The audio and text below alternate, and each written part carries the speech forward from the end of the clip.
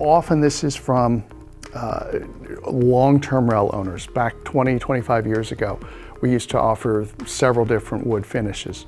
So we get asked all the time, why don't you make wood anymore? The answer is really simple.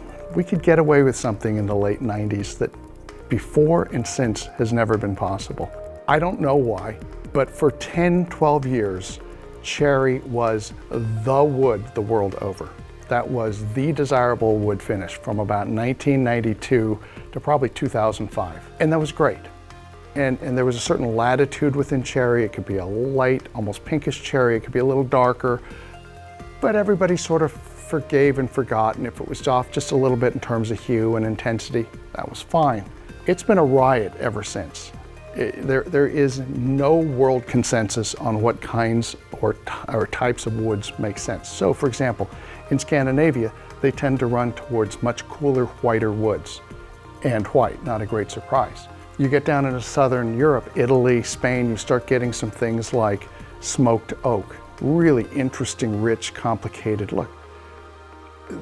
That's a tiny subset of humanity, though, that is doing that even within those countries. So we can't do it. And people go, yeah, but I own a pair of speakers and they're rosewood. Surely rosewood is something that has been seen as a luxury wood for hundreds of years. It has, and the only problem is that there is really no working definition of rosewood. There are 20 major genuses of rosewood, and they run the entire gamut from almost like a pink-stained maple, very light, all the way to Santos palisander. And that doesn't even take into account the way that different speaker manufacturers actually tint and color their rosewood.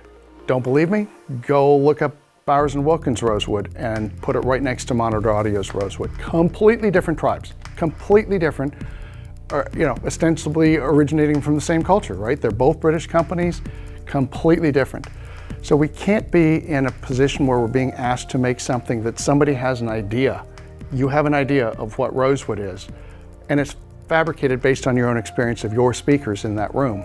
And we're delivering something that is a perfectly wonderful rosewood that would clash completely with your idea of it.